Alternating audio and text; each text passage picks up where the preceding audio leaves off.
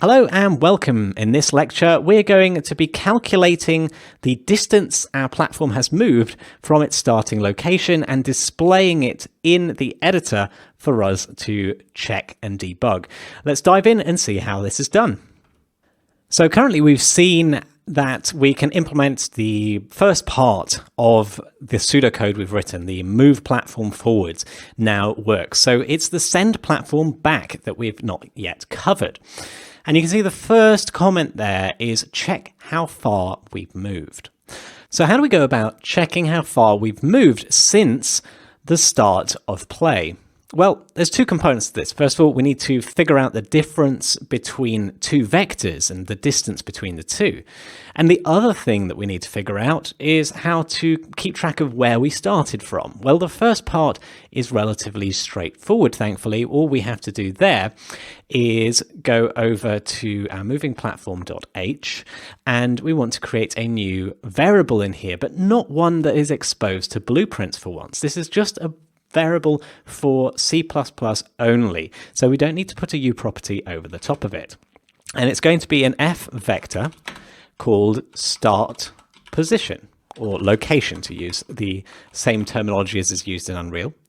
And we're not going to set this to any value off the bat because it wouldn't make any sense. The start location, we don't know it yet, but we will know it in begin play. So that's what we're going to do. We're going to go over to the C++, and in begin play, after the begin play bit, we're going to set our start location. So we can say start location. And remember, we don't put the F vector here in front of this because we're trying to refer to a class variable rather than create a local variable.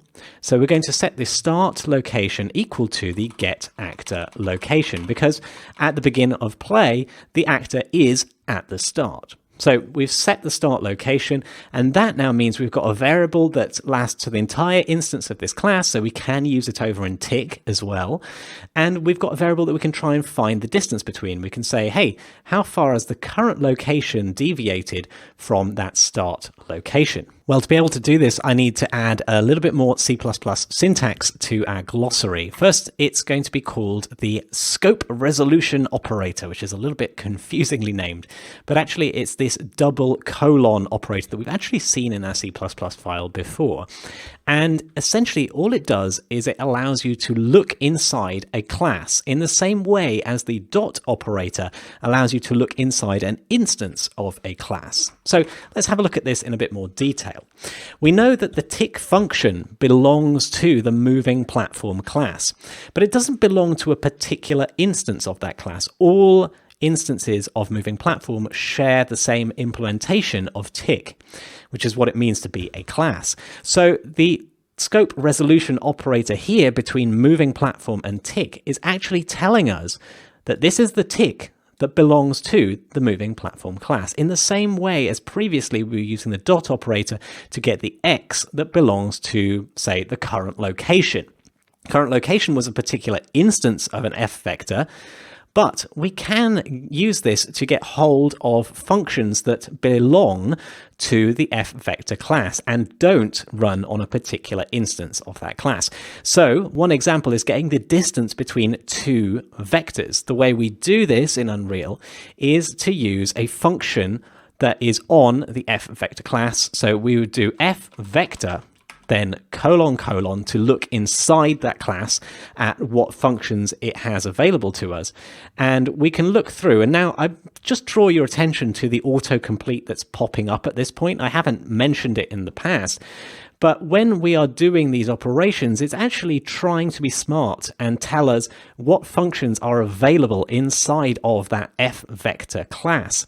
And you can see there's quite a few of them. The one we are looking for is called dist, short for distance. Now you'll also notice that there is one actually called distance, and that's actually synonymous. We could use either of them, but I'm going to use the shorter one to keep the code more concise. And we can open up the parentheses. And again, the autocomplete comes to our aid in that it's telling us what it takes in as arguments. We can see that the first argument is a f vector 3D, and the second one is an f vector 3D as well. So I'm The fact that it's called f vector 3D here is a little bit weird, but it's basically asking for an f vector.